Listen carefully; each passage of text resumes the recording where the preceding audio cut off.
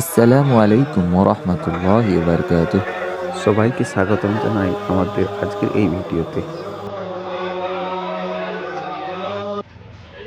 আমরা আজ 9 জন সাথী লালবান পাঁচমুড়া থেকে পূর্ণাঙ্গ বিশ্ব ইজতেমার উদ্দেশ্যে রওনা দিয়েছি। আমরা খুব এক্সাইটেড। এই সফরটা শুধু যাত্রা নয়, এটা আমাদের এক ধরনের ইবাদত। দীর্ঘ সময় অতিক্রম করার পর অবশেষে পৌঁছালাম, কিন্তু এখান থেকে আর গাড়ি যাচ্ছে না। তাই আমাদের এখান থেকে 7 কিলোমিটার পথ পায়ে হেঁটেই অতিক্রম করতে হবে।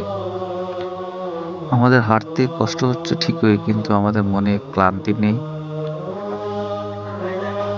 চারিদিকে মানুষের ঢল, কারো মুখে কোনো অভিযোগ নেই, শুধু সবর আর ধৈর্য ধরে।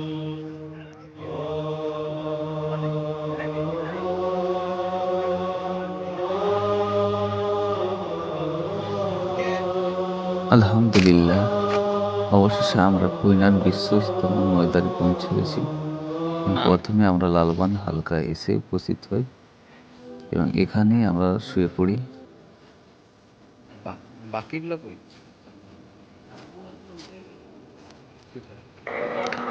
ফজরের নামাজের পরের দৃশ্য। আমরা চা খেয়ে বেরিয়ে পড়ব বিশ্ব ইজতেমার মেন স্টেজের দিকে, যেখানে সাদ সাহেব, মৌলানা সাদ সাহেব দোয়া করবেন।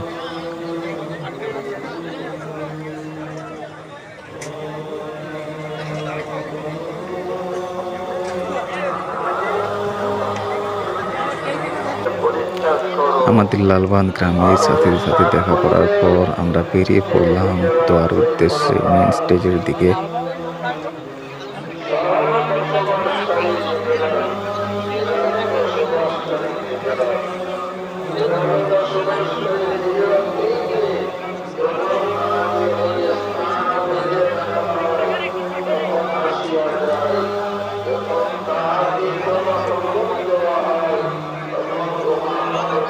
حضرت ابو سعيد الخدري رضي الله تعالى عنه হইতে এমনিত আছে রাসূলুল্লাহ সাল্লাল্লাহু আলাইহি ওয়াসাল্লাম। হাঁটতে হাঁটতে ক্লান্ত হয়ে গেছি, তাই একটু বিশ্রাম নিয়ে নিচ্ছি। বিশ্রাম নেওয়ার পর আবার হাঁটতে থাকবো।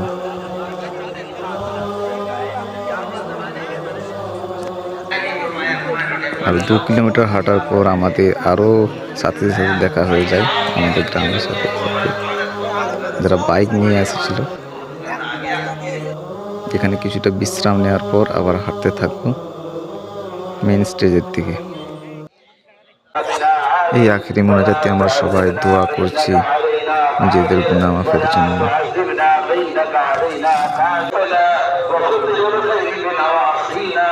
واجعل الإسلام متعارضائنا اللهم ارزق بنا في تيسير كل عسير দোয়া শেষ হওয়ার পরের দৃশ্য।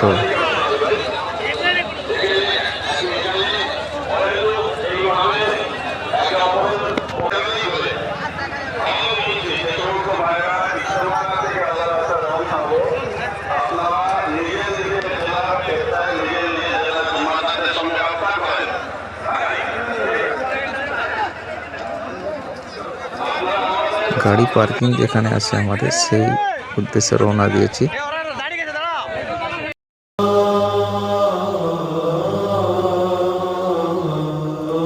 গাড়ি যেখানে পার্কিং আছে সেখানে প্রচণ্ড জ্যাম, তাই আমরা এই পেট্রোল পাম্পে 6 ঘন্টা বিশ্রাম নেওয়ার পর অবশেষে গাড়ি পেলাম। সবাই ক্লান্ত।